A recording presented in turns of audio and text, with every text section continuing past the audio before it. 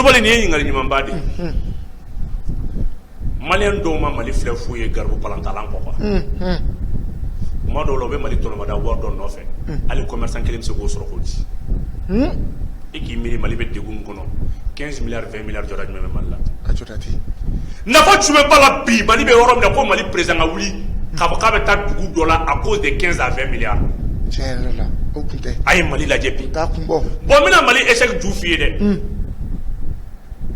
les acteurs du mouvement 91 là olu de ye Mali bi ni garibuya plein minɛn kɔnɔ alors ka jamana in kɛ fantan jamana ye ka sɔrɔ fantan tɛ ka fantanya fɔ ka don an kunna ninnu ye jamana faga de ninnu Mali échec démocratie ka échec ju bɔra leader ninnu de la u nana démocratie de sans l'état de droit olu de ye jamana kɛ deli kɛ jamana ye ka jamana kɛ aide au développement minɛyɔrɔ jamana ye ka jamana kɛ misigina jamana ye ka jamana kɛ jamanadenw yɛrɛ k'a don u kunna ko hali u ka sara k'a bɛ bɔ kɔfɛ de ni kɔsa in na tɛ maliyɛnw yɛrɛ kun bolo ko salaire bɛ bɔ kɔfɛ France ka appui budgétaire san kurukara bɛɛ 60 milliards o nafa ka o ye mun ye o jɔda ka dɔgɔ o ye mun ye n'i miiri France bɛ tɔɲɔ min da anw kan n'u ye mouvement 91 mɔgɔ n b'a daminɛ olu la ka se c'est pour cela minnu b'a fɔ k'a ka taa olu ɲɛ bɛ 15 milliards 20 milliards la olu to min kan bɛ delikɛla ninnu de ma minnu bɛ ka Mali ka garibu bilen tala ye Mali tɛ fantan jamana ye o dɔgɔ Mali tɔni kelen tun bɛ malo tɔni kelen tun bɛ bɔrɔ 70 de la sima fɔlɔ fɔlɔ ni acteur ninnu nana fanga la ninnu ye Mali sɛnɛ kɛ engrais wari min bɛ don engrais la tɛ don sumansi la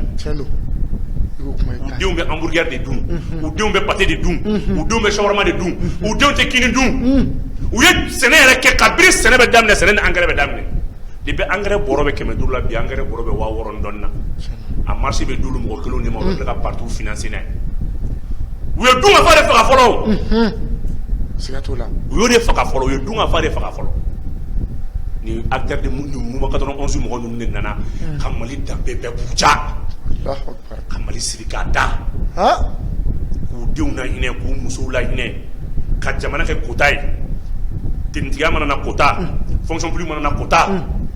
ka jamana bɔrɔtɔ ka tila k'a nafolo ta ka taa so ta k'a jɔ kɔfɛ e mana suɲɛli dɔn cogo cogo i tɛna dɔn ka tɛmɛ tubabuw kan ale de bɛ wari d'i ma ordre de billetage ale de b'a bɛɛ dɔn numéro fɛn fɛn bɛ numéro seri fɛn fɛn billet kan ale de b'a bɛɛ dɔn n'a ye min d'i ma France tubabuw bɛ e dɔ k'anw ye kuma dɔ la u bɛ tila ka wari 70% sɔrɔ ka banque la tugun le même numéro tubabuw bɛ anw dɛmɛ ni wari dɔ ye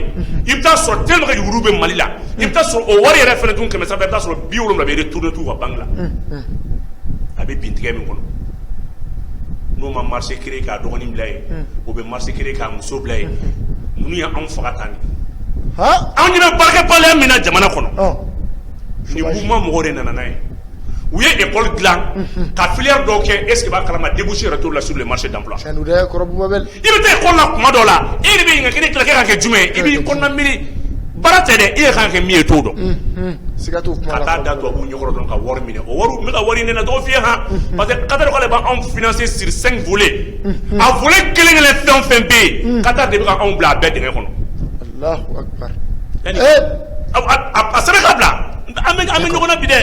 dɔgɔ an bɛ ɲɔgɔn na bi dɛ n bɛ ka kumaw de f'i ɲɛna c'est pour ça marabaga dɔw ye anw kɛ garibu de an kunkolo la depuis transition nana i y'a ye delili la sanction sugu bɛɛ kɛra i y'a bɔlen ko mun aw ko ko Qatar o 15 milliards 20 milliards Qatar ye joli don Mali terrorisme na o man ca ni 15 milliards 20 milliards sigurama ba kelen yan Qatar ye joli don anw ka dugu dafili la Qatar ye joli occidentaux bɛ opération fɛn fɛn kɛ c'est financé par Qatar i ye mɛn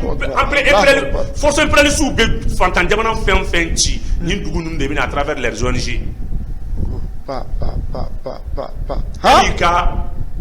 yanni ka bɔnɛ ni hɛrɛ lase mɔgɔ ma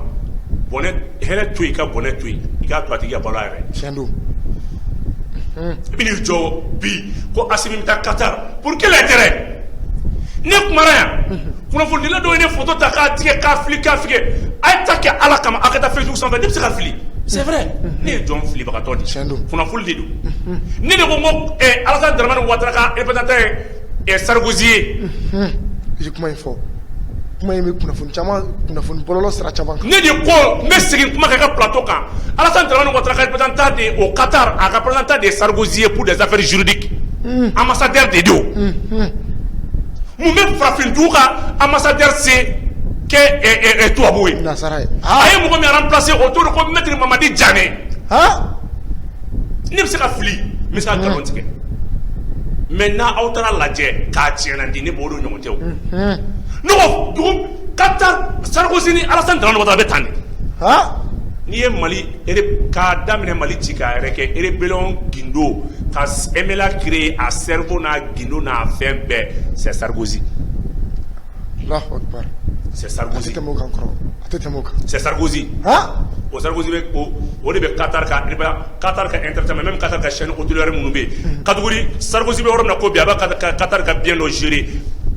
valeur de 1 milliard de dollars. Une chaîne hôtelière a bɛ kan ka implantation min kɛ Afrique kɔnɔ. I bɛ t'i ka président ɲuman na bɔ a ma i deli wari la a ma i deli foyi la parce que bi Qatar y'a ye a bɛ ka terrorisme financer Ala y'a kɛ Mali ye se sɔrɔ terroristes yɛrɛ kɛra jusqu'à ce qu'ils sont désorganisés sur le terrain mais t'u bolo tout dugu minɛla taliki bɛ terroristes bolo ça fait 5 km à rayon a bɛ wulili kɛ o de kɔnɔna la mais tellement que armée malienne gosi u yɛrɛ kɛra dɔw bɛ Burkina frontière la dɔw bɛ Niger frontière la taliki yɛrɛ tɛna marché tugun mun tora sisan wari yɛrɛ kɛra comment récupérer et dun y'a dabɔ jamana ka ressources de kama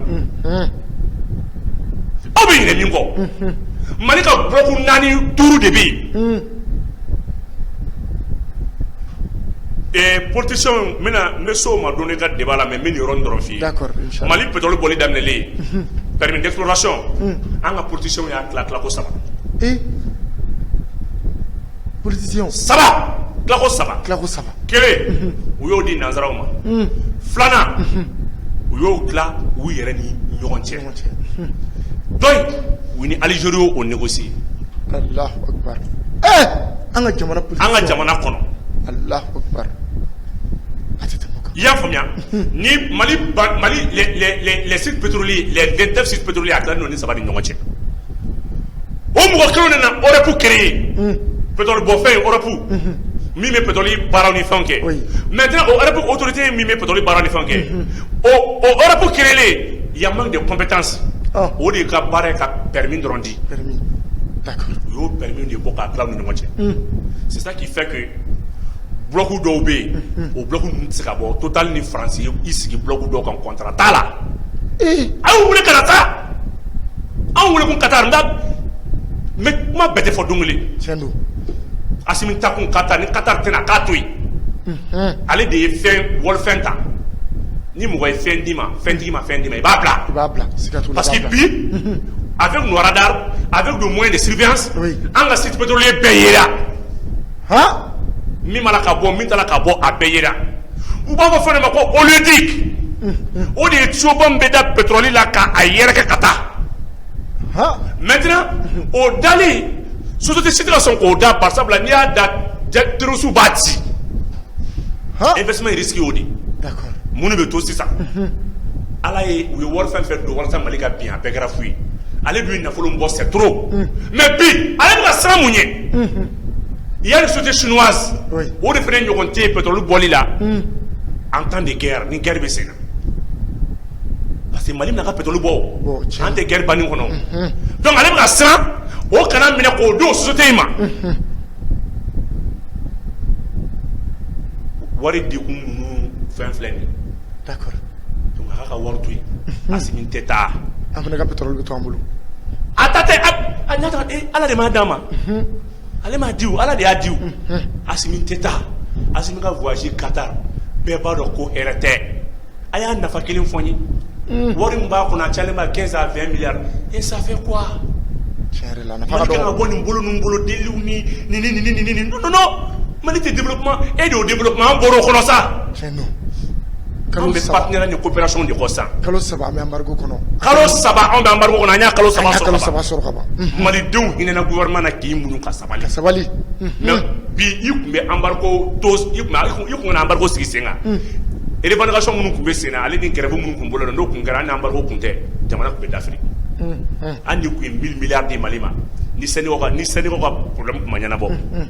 a bɛ gɛlɛya tɛ gɛlɛya mais bi embargo sigira Mali kan Sénégal sabalila ka sigi u kɔ commerçants sabalila ka sigi u kɔ chauffeurs seginna u kɔ transporteurs y'u muɲu Mali ma bɔ nɔgɔ la bɛn ka wusa ni wari ye siga t'o la bɛn ka wusa ni wari ye k'a f'i ɲɛna ne de y'a fɔ Qatar de bɛ Côte d'Ivoire ka intérêt caman Sarkozy de bɛ Côte d'Ivoire ka intérêt caman représenté Qatar a ni Alassane bɛ taa wa a tɛ taa k'a fɔ a tigilamɔgɔw ye n'u bɛ kuma ɲini ɲɔgɔn la ka taa ɲini ɲɔgɔn la nin ye mun ko ye i ka jamana i bɛ se to cogo di un président qui est isolé diplomatiquement i b'o labɔ ka taa Qatar mun na ministre ni premier ministre b'a bolo mɔgɔ min ma taa a ka sous région yɛrɛ na d'accord kɔrɔ an bɛ se ka danganiya k'ala ka taa CEDEAO la o ka fisa ka taa Qatar a ka taa CEDEAO yɛrɛ na ne b'a fɔ bi n ko est ce que b'a kalama ne jigi b'a kan ka tɛmɛ Qatar ta mais Qatar mais c'est ne ko mɔgɔ min ye gɛlɛya ta k'i ka jamana sɛgɛrɛ tiɲɛ yɛrɛ la i n'o bolo man ka di ɲɔgɔn ma bilen dɛ hali n'a bolo bɛ di ɲɔgɔn ma mais nin t'o wagati n'a bɛ na a ka na o tuma na mun bɛ Qatar masakɛ dɛsɛ mun na ministre dama se ka bɔ ɲɔgɔn cɛ tiɲɛ yɛrɛ la o kan ka se k'o kɛ munna kan ka se k'o kɛ munna Mali ambassadeur tɛ yen wa n t'a ɲɛdɔn mais Mali ambassadeur tɛ yen wa ne ma fili a kan ka sɔrɔ yen